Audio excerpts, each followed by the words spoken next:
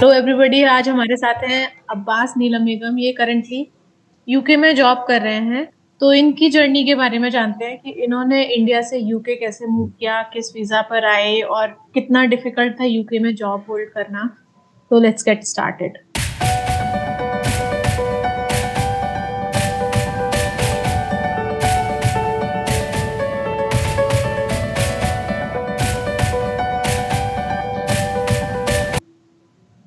Hi everyone, my name is Abbas Neelam और मैं भी इंडिया से हूँ और मुझे यूके आए हुए 1.5 साल हो गया, 1 year and 8 months समथिंग। और मैं महाराष्ट्र से हूँ and I am currently working in Alton limited right now and I am working for Rolls Royce as a system design engineer in model based software design.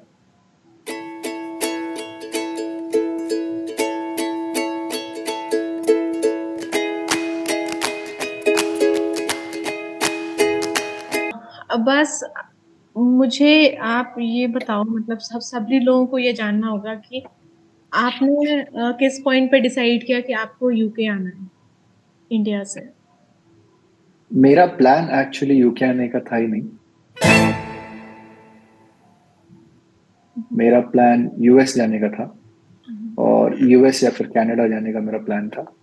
लेकिन when I put everything all the aspects on the paper and thought practically about it कि मेरा गोल क्या है और मुझे कैसे वो achieve होगा कम पैसों में।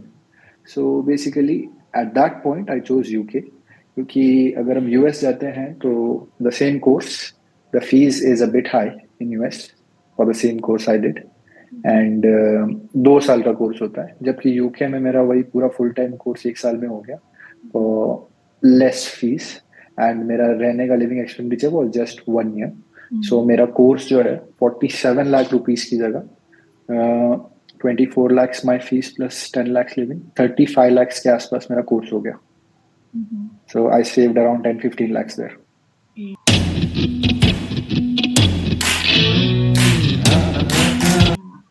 तो आपने यहाँ पर कोर्स किया है, लाइक मास्टर्स मास्टर्स का कोई कोर्स किया यस, है?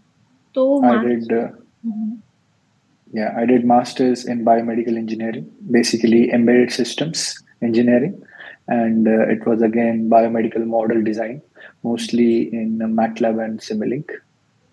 और अभी उसी में मैं जॉब कर रहा हूँ, मैं सिमिलिंक में जॉब कर रहा हूँ अभी फिलहाल। तो जब कोर्स के लिए इंडिया से यूके आना था तो उसमें कौन सा वीजा लगा था, कैसे वीजा के लिए प्रोसेस किया था, और कॉलेज ने स्पॉन्सर किया था या स्पॉन्सर खुद से करना था, क्या था?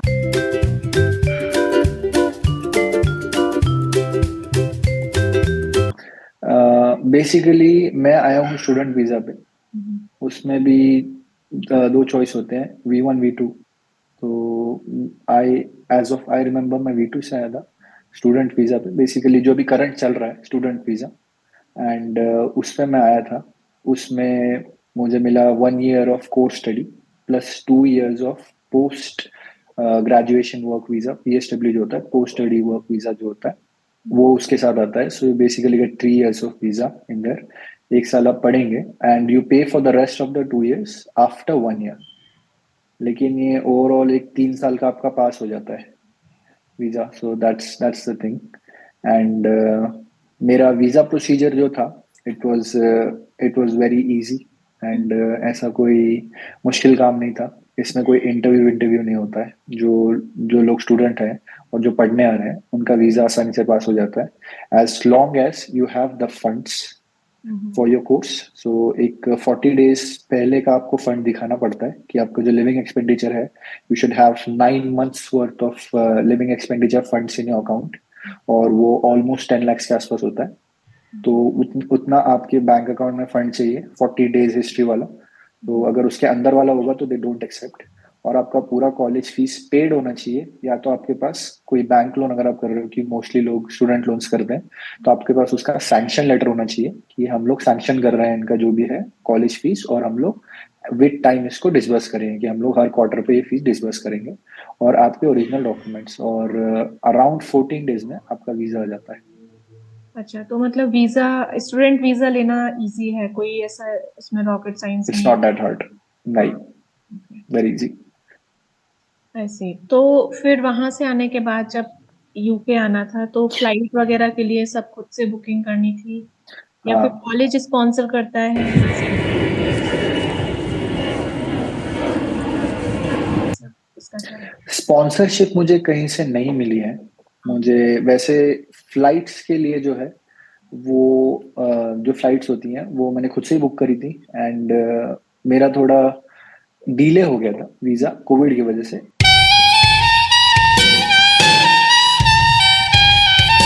थी एंड मेरा थोड़ा डिले हो गया था वीजा कोविड की वजह से, कि प्रायोरिटी वीजा ही था मेरा, लेकिन उसको फिर भी 9 to 11 डेज लग गए, जबकि प्रायोरिटी आ जाता है 4 से 5 दिन के अंदर।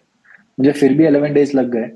तो वैसे मैं फ्लाइट बुक कर सकता था, लेकिन I just wanted to be sure कि इन केस कोई छोटी चीज की वजह से वीजा रिजेक्ट हो जाता है, क्योंकि इंटरव्यू प्रोसेस तो वगैरह कुछ है नहीं इसमें। जो भी है आपके डॉक्यूमेंट बेस पे पास होने वाला है। तो अगर डॉक्यूमेंट्स में कोई एरर आता है, मेरा वीजा पास नहीं होता है, तो ये लास्ट मोमेंट वाली फ्लाइट्स कैंसिलेशन में चार्जेस बहुत पड़ते हैं। So I didn't take a risk और मैंने वेट किया। तो उसकी वजह से क्या हो गया, वीजा लेट आया, पर मुझे फ्लाइट बुक करनी पड़ी 4 डेज के गैप में, तो मेरी फ्लाइट टिकट्स बहुत महंगी थी। लेकिन I'd rather suggest you, if you're buying abroad flight tickets, you book it 2 months in advance. At least plan it 2 months in advance. So that will be nice. And आप visa के लिए जैसे ही आपका CS letter आ गया, आप visa के लिए apply कर सकते हैं। लास्ट मोमेंट तक वेट ना करें आप, ये मैं सजेस्ट करूंगा। सीएस लेटर कॉलेज से आता है, राइट? कॉलेज से आता है confirmation of admission. Okay okay, alright. तो वहां पे आकर, यूके पे आकर, फिर वहां पर एकोमोडेशन वगैरह का कैसे था? मतलब कॉलेज से एकोमोडेशन मिला या आपने यहाँ तरफ से अरेंज किया? एकोमोडेशन कॉलेज का क्या होता है कि कॉलेज के अकोमोडेशन थोड़े एक्सपेंसिव होते हैं, और मोस्टली वो फुल होते हैं। कॉलेज के अकोमोडेशंस मिलते नहीं हैं आपको, और वो बहुत जल्दी फुल हो जाते हैं। अगर आपको कॉलेज अकोमोडेशन बुक करने हैं तो आपको ऑलमोस्ट 1 ईयर अहेड प्लान करना पड़ेगा। उनको नोटिस दे के रखना पड़ता है कि हम लोग अगले साल आने का प्लान कर रहे हैं, and I am going to apply for this course next year. And उनको एक हॉल्ट मनी जो होता है वो दे के आपको बुक करके रखना पड़ता है कि मैं यहाँ पे आऊंगा। So they reserve it for you.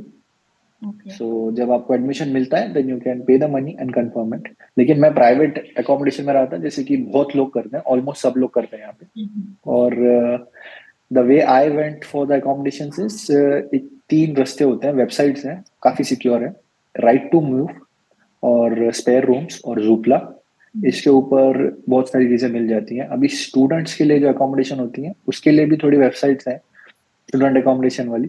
वो अगर आप जब ये करोगे, गूगल करोगे, तो मिल जाएंगी। और स्टूडेंट के जो ये रेंट होते हैं, it's very cheap, like they are cheaper in comparison with the rents that are for professionals. So if the house that I'm living in, अगर मुझे ये रेंट करना होता तो स्टूडेंट होता तो मुझे काफी, it would be very cheaper for me. लेकिन as I'm a professional now, it is a bit expensive. तो और क्वालिटी भी जो है, फैसिलिटी जो है, वो स्टूडेंट्स को ज्यादा मिल जाती है कम पैसों में। That is the thing, because they come in and stay for a whole year, और वो 1 साल का होता है। तो आप इसमें भी 3 क्वार्टर्स में पे कर सकते हो। You can pay for like 4 महीने में एक बार, you can pay in 3 quarters. That's thing for students as well.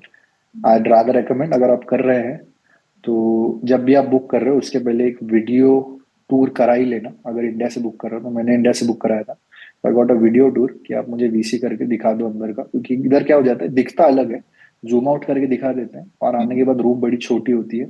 And as you have signed a contract, यहाँ के रूल्स बहुत स्ट्रिक्ट हैं। 6 महीने का रेंट, अगर आपने 6 महीने के लिए कॉन्ट्रैक्ट साइन कर दिया तो 6 महीने का रेंट देना ही पड़ेगा, आप रहो या ना रहो। और उससे आप बैकआउट नहीं कर सकते, क्योंकि ये भी मेरे साथ हुआ था, वो किसी और दिन का किस्सा है। लेकिन आप बैकआउट नहीं कर सकते उस चीज से, आपको रेंट भरना पड़ता रहेगा। और एक्सपेंसिव होता है, मंथली 50,000 रुपीज के आसपास रेंट होता है।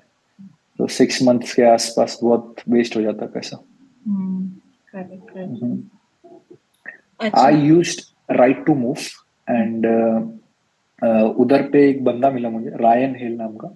And he is basically, he help students who are coming from abroad, और वो वीडियो टूर्स करा के वो दिखाता है, सजेस्ट करता है, एंड वो कोई पैसा नहीं लेता। अगर कोई आपसे पैसा ले रहा है तो मत करो, कोई पैसा नहीं लेते ये एजेंट्स, उनको जो अकोमोडेशन वाले वो देते हैं उनको जो भी पैसा देना है, एंड ये लोग आपको वीडियो टूर कराएंगे और इनको पैसा नहीं देना है, डायरेक्ट ऑफिशियल वेबसाइट से आपको बुकिंग करना है और उस पर पैसा भरना है। इट इज ऑलवेज सेफ, कोई भी थर्ड पार्टी से ना करें। I did it on the official site या। तो इसका पेमेंट कैसे करना होता है, वो सिक्योर्ड लिंक वगैरह? वीजा कार्ड से होता है या। Okay okay. They accept cards, they accept credit cards and mostly Visa cards, कुछ मास्टर कार्ड्स भी एक्सेप्ट कर लेते हैं, मोस्टली वीजा कार्ड एक्सेप्ट होता है, तो उससे आप पेमेंट कर सकते हो। कैश में इधर कोई पेमेंट नहीं होता। Okay okay. तो ये तो आके यहाँ रहने का मतलब हम इंडिया से भी बुक कर सकते हैं और रहने का फिक्स कर सकते हैं इंडिया से भी, अगर या अगर हमें किसी सही बंदे से कांटेक्ट हो जाता है तो। फिर यहाँ आने के बाद यूके का जैसे खाना वाना तो एकदम डिफरेंट है इंडिया से, तो यहाँ खाना खाने का कैसे किया और मैनेज कैसे किया कि बनाना भी है, पढ़ाई भी करनी है और घर की सफाई भी करनी है, तो ये सारी चीजें। सबसे इम्पोर्टेंट मेनली तो ये है कि एक बहुत ही ज्यादा इम्पोर्टेंट एडवाइस ये है कि जब इंडिया से यूके आओ तो जो खाना होता है ना कि खराब नहीं होता जल्दी, जैसे कि कुछ होती हैं पूरी होती है, शेंगा वाली पूरी हो जाती है, और ऐसी चीजें जो स्टोर हो पाती हैं खराब नहीं होती जल्दी, और मैगी के पैकेट हो गए वो, और ऐसी जो चीजें हैं ना वो साथ ले आना। ठीक है, वो लाने के बाद क्या करना है कि when you bring that stuff and for a week eat only the stuff you bring from home. Maggi बना के खा लो, वो जो ये लाए हो मतलब शेंगा की पूरी वगैरह लाए हो वो ला के खा लो, वो गर्म करके खा लो, वही चीज खाना एक वीक। और एक वीक जो है ना पूरा सिटी घूमना, जो सिटी में आए हो, वॉक करना, बहुत प्यारी जगह है वॉक करने के लिए, आदमी 10 किलोमीटर चल ले बोर नहीं होता। तो वॉक करना, वॉक करके ढूंढना कि स्टोर्स कहाँ पे, कौन से स्टोर्स हैं और कौन से स्टोर पे चीजें सस्ती मिल रही हैं। ठीक है, और कौन सी चीज कौन से स्टोर पे सस्ती मिलती है, जैसे टेस्को में कोई चीज सस्ती मिलती है तो सेंसबरी में कोई और चीज सस्ती मिलती है। और इंडियन स्टोर्स भी बहुत सारे हैं यहाँ पे, तो इंडियन चीजें भी मिल जाती है। अभी वो घर पे चपाती बनाने की जगह पे पराठे मिल जाएंगे and you get like 20 parathas for 3 3 pounds. तो कुछ भी नहीं है, it's like 15 rupees per paratha. और वो 3 पराठा में, नॉर्मल पराठा जैसा पराठा होता है, 3 पराठे में चपाती जैसा, your tummy is full and like it's one meal, 3 parathas, so it's nothing. 50 रुपए में you get 3 chapatis.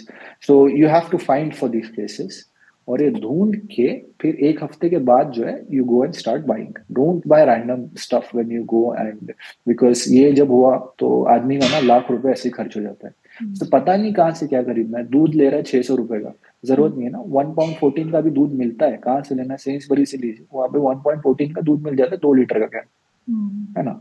आप 3 पाउंड 14 वाला कहीं और से ले रहे हो, तो आपको समझ आना चाहिए कि ये महंगा है, ये नहीं लेना चाहिए। वो आने के बाद पता नहीं होता, तो आप घूमोगे तब पता चलेगा।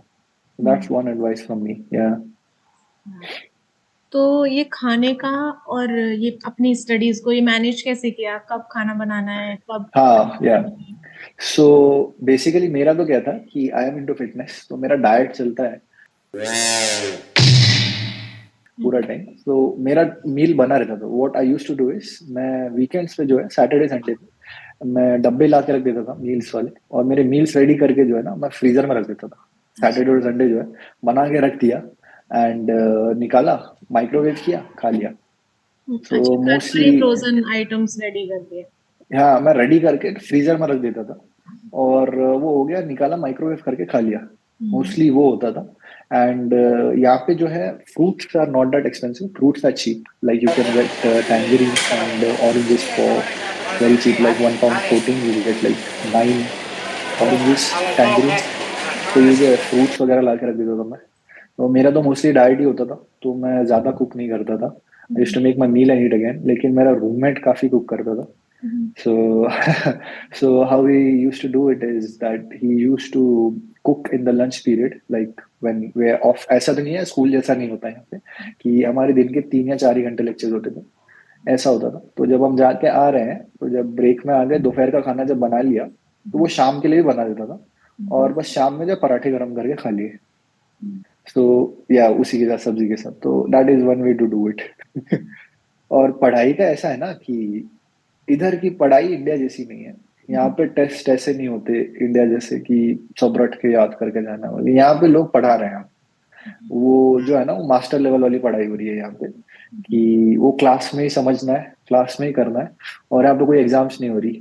यहाँ पे होते हैं लास्ट में 2-3 एग्जाम हो जाएंगे, लेकिन जो मेजर जो मॉड्यूल्स की होती है ना, हर मॉड्यूल का मोस्टली यही होता है कि आपको एक पेपर लिखना होता है, आपको आपकी एक रिसर्च देनी पड़ती है कि भाई ये चीज आपने पढ़ाया है, इसको रेलेवेंट ये चीज है, इस पे मैंने रिसर्च करी और ये मेरा पेपर है। और उनका स्टैंडर्ड्स होते हैं, जैसे कि IEEE स्टैंडर्ड हो गया, ऐसी कोई चीजें होती है। तो वो जो है उसके हिसाब से पेपर आपको देना पड़ता है। तो ये ऐसी स्टडी होती है कि हमको कुछ खोल के पढ़ के, ऐसा नहीं है कि मुझे रोज रटना पड़ेगा, याद करना पड़ेगा, एग्जाम आ रही है फेल हो जाऊंगा, ऐसा नहीं है। कि आप कर रहे हो, मैनेज भी कर रहे हो कि हाँ डेडलाइंस आ गई, 2 हफ्ते में देना है, तो you can give 2 weeks to it and put your time in it, 2-3 घंटा रोज करके you will make your own paper and वो सबमिट कर दिया। ऐसा होता है मोस्टली, तो उतना लोड नहीं आता। अच्छा। और ये काफी इंटरेस्टिंग है पढ़ाई करने का। It's research based masters. अभी इसमें 2 टाइप के होते हैं, मेरा रिसर्च बेस्ड था, तो उसकी स्टडी ऐसी थी। And I recommend rather this, क्योंकि इसमें बहुत नॉलेज मिलता है आपको, जब आपको खुद से ढूंढना पड़ता है, पढ़ना पड़ता है, it is the best thing. तो यहाँ पे यूके में तो बिकॉज खुद के एक्सपेंसेस के लिए आई गेस आप वर्क ये स्टडी के साथ साथ कुछ टाइम आप जॉब भी कर सकते हो, पार्ट टाइम जॉब पार्ट भी। टाइम। तो हर कौन कोई। सा पार्ट टाइम जॉब चूज किया था या नहीं किया था, या फिर हाँ, हर मैंने कोई पार्ट टाइम, करता है? हम्म।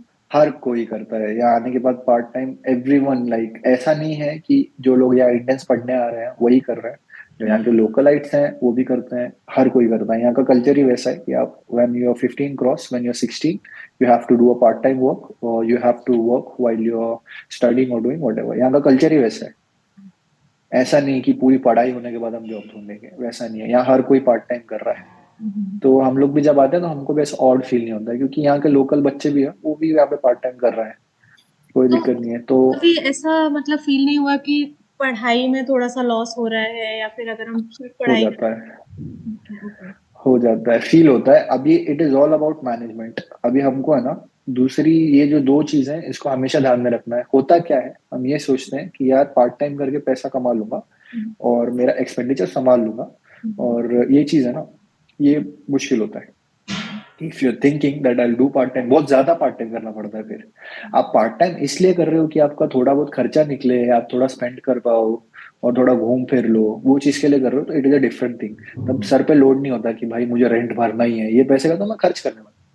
तो जब वो सिर्फ वीकेंड पे सैटरडे संडे काम करके भी चल जाता है, और ऐसा नहीं है कि सैटरडे संडे भी करो। आप मैनेजर से बात करो, जैसे मैं पहले KFC में काम करता था, तो मैं उनसे बात करता था कि भाई मेरा वेडनेसडे कॉलेज नहीं होता है, लेक्चर नहीं होता है, मैं वेडनेसडे पे काम करूंगा और सैटरडे पे करूंगा। तो वो लोग रोटा शेड्यूल वो लोग एडजस्ट कर लेते हैं, इनका कोई प्रॉब्लम नहीं है। इनको पता है कि पार्ट टाइम है, पढ़ने वाले बच्चे हैं, तो उनको उनके हिसाब से एडजस्ट करना पड़ता है, तो वो कर देते हैं। तो मैंने पहले KFC में काम किया, then I got a chance to work in the gym. तो मैं फिर फ्यूजन जिम्स में काम कर रहा था, वो बहुत अच्छी जॉब थी, उधर मैंने जॉब किया। तो बेसिकली दोनों जगह वही था, तो मुझे 2 जगहों का एक्सपीरियंस है कि वो लोग का कोई प्रॉब्लम नहीं है, वो लोग रोटा आपके हिसाब से कर देते हैं, तो उसकी दिक्कत नहीं है। और पार्ट टाइम भी मिल जाता है, हर कोई पार्ट टाइम कर रहा है यहाँ पे। अच्छा। तो जो भी हम पार्ट टाइम में अर्न करते हैं वो एटलीस्ट अपने मंथली एक्सपेंसेस पूरे करने के लिए उतना सफिशिएंट अमाउंट देते हैं, या फिर वो थोड़ा सा ऐसा है कि यहाँ आप? पे मिनिमम वेजेस होते हैं बेसिकली। ऐसा नहीं कि इंडिया में सैलरी डिसाइड कर रहे हैं हम लोग, वैसा नहीं होता। यहाँ पे एक मिनिमम वेज है कि आपको एट मिनिमम 9.5 पाउंड तो देना ही पड़ेगा हम्म। उनको, 1 आवर का। ठीक है, तो वो मिनिमम वेजेस है 9.50 जो है, वो मिनिमम वेज है। तो आप कोई भी जॉब कर रहे हो तो आपको 9.5 पाउंड उनको पर आवर पे करना ही पड़ेगा। तो अब आपके ऊपर है, आपको अलाउड है 20 आवर्स अ वीक। तो आप 20 घंटे का कैलकुलेट कर लो कि वीकली एटलीस्ट 200 पाउंड, 190 पाउंड के आसपास निकल जाएगा। तो if you calculate that money legally अगर आप कर रहे हो, तो 4 वीक्स का हो जाता है 200 से 800 पाउंड के आसपास। तो अराउंड 760 या 770 पाउंड जो है वो बन जाते हैं। तो ये लीगली बनता है। अब इसमें क्या हो जाता है, कुछ लोग यहाँ पे इलीगल भी करते हैं कि वो कैश इन हैंड जॉब करते हैं। तो वो मैं बोलूंगा कि अवॉइड करें, क्योंकि उधर काम भी ज्यादा हो जाता है, लेकिन वो पे काफी कम करते हैं। वो लोग 7 पाउंड 8 पाउंड पे करते हैं, लेकिन उधर काम ज्यादा मिल जाता है। वीक में 20 आवर्स की जगह पे 30 आवर्स 35 आवर्स दे देते हैं। जब आप ये कर रहे हैं तब आपके पढ़ाई पे फोकस नहीं होगा, तब मुश्किल हो जाता है, और जो एंड गोल है वो खराब हो जाता है। क्योंकि मेरे 2 दोस्त हैं, वो लोग अभी इंडिया चले गए, क्योंकि इधर जो है आपको ग्रेजुएशन की डिग्री लेनी पड़ेगी you'll have to be a master, you'll have to get a graduate degree. अगर आपका सब्जेक्ट बैक आ जाता है तो आपको PSW का वीजा नहीं मिलेगा, वो आपको डिपोर्ट कर देंगे India. Okay. Yeah, that's one thing. तो ये PSW वीजा क्या है? PSW इज बेसिकली जो आपका 1 year study visa plus 2 years जो मिला था, ये 1 year स्टडी वीजा आपका पास हो गया पहले, प्लस 2 years आपको उन्होंने प्रॉमिस किया है कि when you get graduate and you become a graduate you can apply for this. अभी इसकी भी फीस होती है, आपको 2 साल का NHS का फीस भरना पड़ेगा अराउंड 1 लाख, और ये वीजा का फीस होता है अराउंड 1,20,000. तो ये टोटल मिला के 2 लाख के आसपास हो जाता है. तो ये 2 लाख आपको आपका ग्रेजुएशन होने के बाद जनवरी के पहले, जैसे कि जो लोग का जब खत्म होगा, जैसे मेरा जनवरी में खत्म हो रहा था वीजा, फर्स्ट ईयर का स्टूडेंट वीजा, उसके पहले आपको अप्लाई करके ये दोनों साल के लिए करना पड़ता है. और ये कुछ भी नहीं है, very simple. On the website CS number वापस डालना है और आपका BRP कार्ड का नंबर डालना है, बस हो गया. जैसे ही आपने डाल दिया उतने डिटेल्स वो लोग कुछ सवाल करेंगे, टिक यस नो ऑप्शंस होंगे, बस वो क्लिक कर दिया. उसके बाद 1 वीक में ये आ जाता है, BRP आ जाता है, वीजा हो गया. कोई उसमें रॉकेट साइंस नहीं, कहीं जाना नहीं, किसी से मिलना नहीं. अच्छा. ओके. तो ये है मतलब इंडिया से आना, कॉलेज में सेटल होना या रहना, और यहाँ का खाना, यहाँ पे पढ़ाई करना, तो ये मतलब इजीली हो जाता है. मेन पार्ट इसमें है वो कि आप पढ़ाई और अपने काम को कैसे मैनेज करते हो, राइट? यस, ये एक्चुअली मेन फोकस वाला एरिया है यहाँ पे. तो Abbas, thank you so much अपना इतना सारा एक्सपीरियंस हमारे साथ शेयर करने के लिए. मैं इस टॉपिक को अभी यहीं पे क्लोज करती हूँ, लेकिन मैं इसको पूरी तरह से क्लोज नहीं करूंगी. अभी हम फिर से थोड़ा सा और डिस्कस करते हैं जॉब को लेकर, कॉलेज लाइफ को लेकर. तो अभी हमारे साथ बने रहना, लेकिन वो हम दूसरे वीडियो में पोस्ट करेंगे, तो वहां पे मिलते हैं. तब तक के लिए बाय बाय.